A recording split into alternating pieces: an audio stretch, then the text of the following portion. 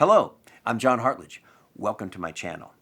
This episode, we're going to dive into a wine that I'm so excited to taste with you because it's often referred to as the Barolo of the South. Italy, that is. I like to think of it as the Brunello of the South. We'll get into that. Let's chat wine.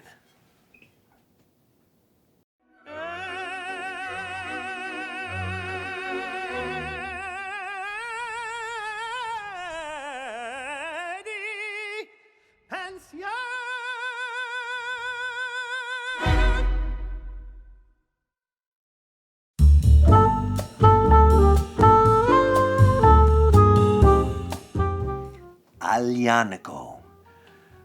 Aglianico. A-G-L-I. It's a real fun pronunciation. You don't quite say Aglianico. It doesn't happen. That's not Italian. The G and the L kind of combine together like all these amazing flavors. The La Capranera is just a proprietary name. It literally means the black goat. This winery in this production area happens to be in a national forest called Cilento National Park in Campania. So in the shin, if you will, the shin of the boot of the Italy, if you think of Italy as a boot on the map. In the shin, southwest, where the capital city is Naples. Sorrento, Naples. Ma non me la sa, da resto tormento, torna Sorrento a me gamba. That's that beautiful music. And yeah, where they speak Neapolitan. So the Italian's a little bit different than the Italian in the north. But an amazing history of music, an amazing history of wine. It dates back to 5,000, 6,000 year, brought there by the Greeks. So the Greeks brought this before the Romans. The Greeks brought this grape to this area, and for a while it thrived all over Italy. But the Phylloxera of Italy started to make pause in the south.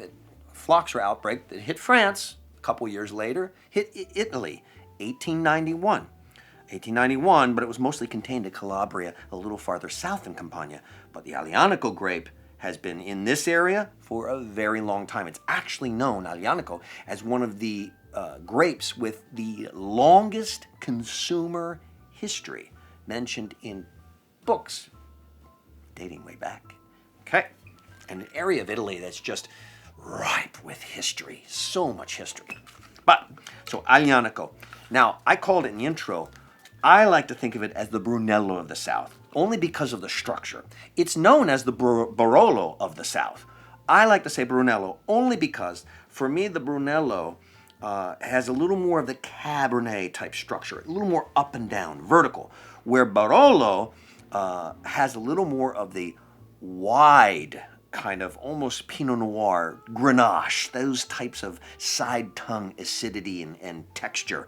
This I feel up and down, but amazing, amazing ageability. I know when I first taste this wine, because I decided to do on the show after having it. First taste it, total chalk and sandpaper, big tannin, a little bit of breath, a little bit of aeration, and oh my goodness, what an amazing potential this wine has. Notice, this is a winged corkscrew, but this is a winged corkscrew with really major texture. This is a big one. It's like a big opener for a big wine. The Italian bull, southern Italy. Although it's a goat, but Italians, they love their bulls. Bull. Let's see if we can. Now this, a wine opener like this, it's so heavy, I have to focus on the spiral, and to get that spiral on there. Okay, if I hold the wings, that looks like a man, doesn't it? That's pretty cool. So I gotta hold the wings up and get that point in. Notice how I'm holding the bottle so I can get the point in there. Now I want parallel with the bottle. I want to go that way. Now, here come the wings. See him? He's raising his arms. Okay. I think it's fun to try different wine openers now and then There's nothing wrong with the winged corkscrew. Oh, look at that. Now here's where the sheer stature of this wine opener really makes a difference. So typically I think I'll just go there. It's a young cork, so we don't have to worry about it breaking. And I'm just going to shimmy it off the rest of the way. Let's dig it down. Oh, there we go. Let's dig some more. Ah, hello, wings.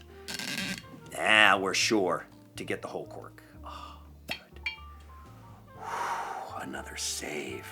So then you bring the wings down, hold onto the cork, and get the spiral out. But notice, it's a good thing I didn't try to go a little farther. Look at that. I had enough cork connected to get the spiral down in there. We got the whole cork out, so that's nice.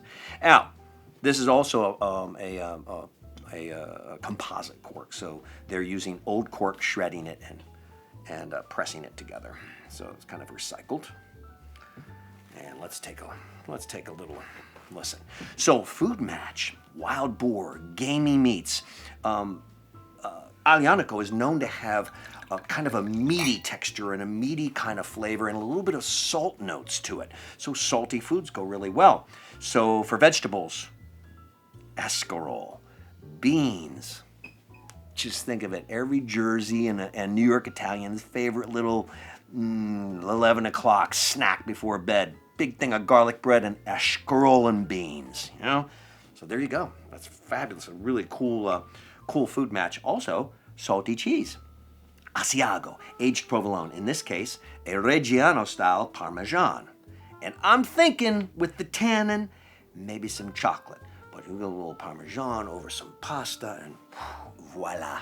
Little gamey meat, put on the little wild boar. Yes, wild boar. Wild boar is also very, very important in the Italian culture and Italian food history. Bull and boar. The bees, baby. B&B. So you need, it's like the food and the wine, they all kind of develop together, the traditions. It's really quite amazing how it all kind of, particularly in the older European countries, and you've got an area like this that has thousands of years of wine history and food history. It's amazing. So, I'm not getting a whole lot of the aromatic. Let's taste it.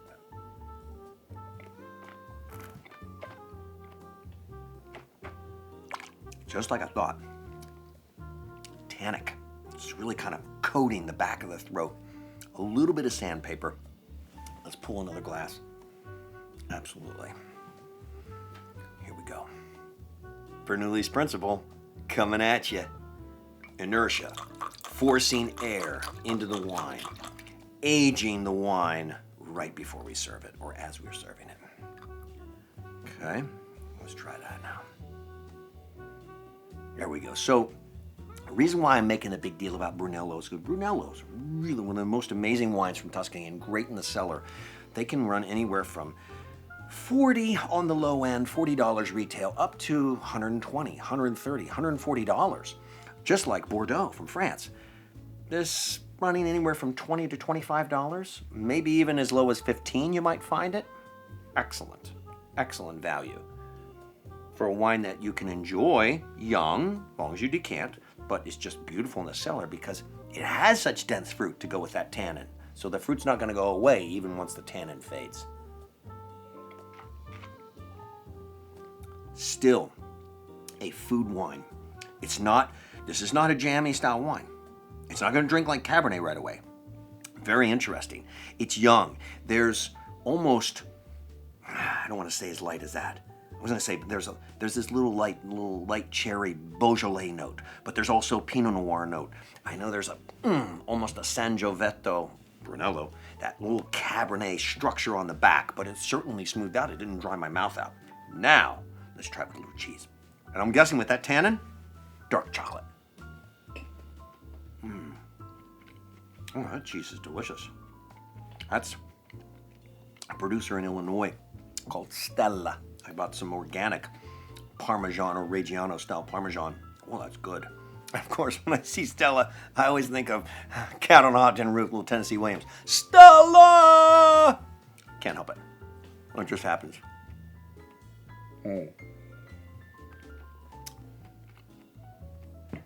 like this. Absolutely like that. This, I've talked about this before, past episodes, where the wine cleans the palate and sets you up for the next bite of food. That is an amazing thing about really good table wine from Europe. Last taste, a little chocolate.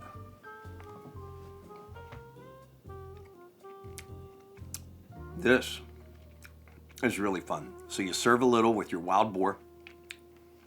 You save a little bit. You serve a chocolate mousse or a decadent dark chocolate dessert. And oh yes, that is perfect. We covered it all. Come back and see me again. Sip, share, subscribe, spread the word. You can't tell me this isn't fun. Come back and see me again, and let's chat some more wine.